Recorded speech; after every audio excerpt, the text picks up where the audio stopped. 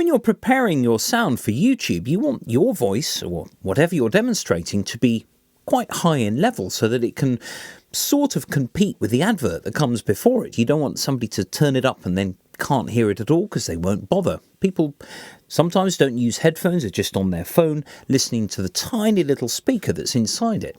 So how do we do this then? How do we prepare sound for YouTube? Well, let's have a look.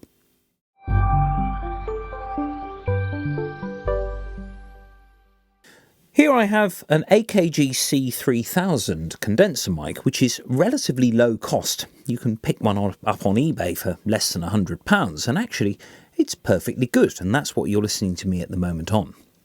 So how do we basically get this right from the word go then? Well, it's hard actually to correct things afterwards.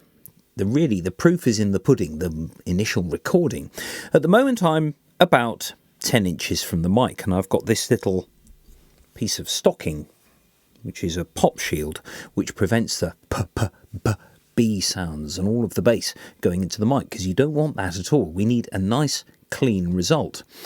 Lots of people say, oh, I don't like the sound of my own voice on a recording. It's because actually when you're listening to yourself back, your ears are in a different position to where your mouth is, and that the mouth being essentially the recording or the speakers playing back to you. But there are a few things that we have to do afterwards.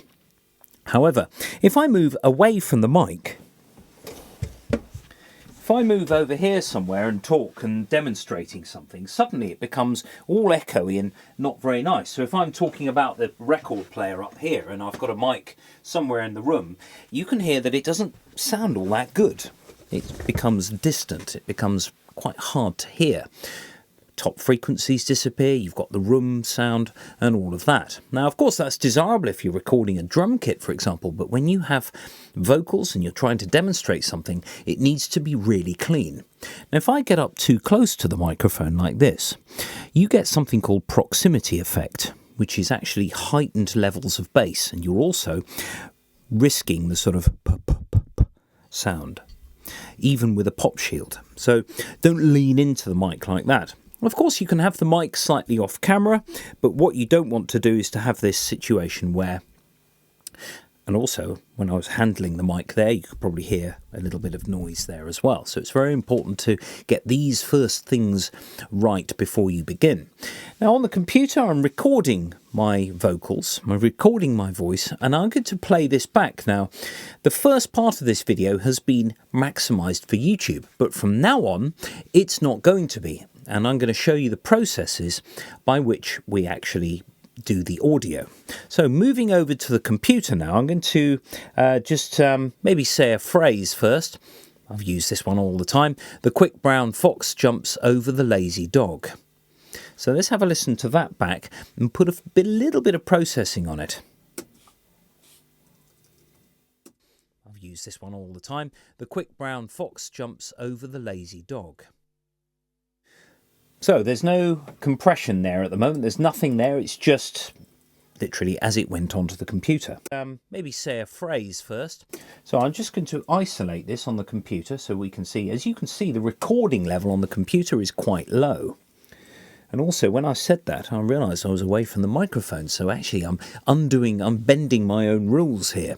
So if I just isolate the phrase, the quick brown, there we go. So I'm just going to, the quick brown fox jumps over the lazy dog. You're going to get pretty sick of that phrase in a minute. So if I just do a little loop there, this is my vocal mic at the moment. I'm also recording the output of the computer as well, so I can do a bit of processing afterwards. But as you can see, there's nothing there because I'm essentially not playing anything back. So actually, I don't need that track at all. Oh well, never mind. So we've just got the vocal track there. The quick brown fox jumps over the lazy dog. Looking at the output level at the moment of the computer, we've got minus 15 dB. That's quite low. Minus 6 dB represents a halving of amplitude of actual electrical level. It's 3 dB when you bring acoustics into the equation, like speakers or, you know, a room level, overall sort of acoustic level. But it's 6 dB. So actually, we're operating at about 1/8 of our potential level here. Now, you don't want to make your voice as loud as the advert that came before it, because an advert is a very short sell, sell, sell, sell, sell. But if you had that for 10 minutes or something, you'd get pretty tired. So we don't want to go overboard with this. The first thing to do, though, is to get a compressor. So if we just... Now, this is not DAW specific either. You can do this on, anything, Ableton. You can also do it in GarageBand. That's important to take note of that. So I've got a compressor here. Now, what I need to do is to bring the overall level up so that every single syllable sounds basically the same when you're listening to it on a smartphone. The quick brown fox jumps over the lazy dog. Now, the meter here, the big VU meter in the middle, is showing basically how it's reducing the peaks in my voice. And as you can see, it didn't really do anything. So I need to set the threshold down a bit. The quick brown fox jumps over the lazy dog. There we go. So it's a little bit more energetic now. The ratio sets how much reduction there is. So at the moment, a ratio of 2:1 isn't very much. Generally for vocals, I'm looking between 3 and 5:1. So if I play that again, the quick brown fox jumps over the lazy dog. Suddenly the level has crept right up. Now, the next stage is to actually cut the very, very lowest bass. We don't need it there, and actually it wastes a lot of energy when you're trying to put it through a speaker system. Now, if I, generally a rule of thumb, about 100 Hertz, that cuts all the rumble, cuts all the bass end, and then you end up with this. The quick brown fox jumps over the lazy dog. So it's not all that different, there's just very, very low bass has been taken away because you don't need it. The next thing to do is to put a de-esser on. Now, what's a de-esser? Well, somebody hauled me up on it on one of my videos. Hey man, that sound is really, really needs a de-esser. And I actually forgot to do it. I forgot to put it on. So I apologised and then remembered the next time. So if I go to Dynamics and de-esser, you've also got to stop sounds coming from the outside.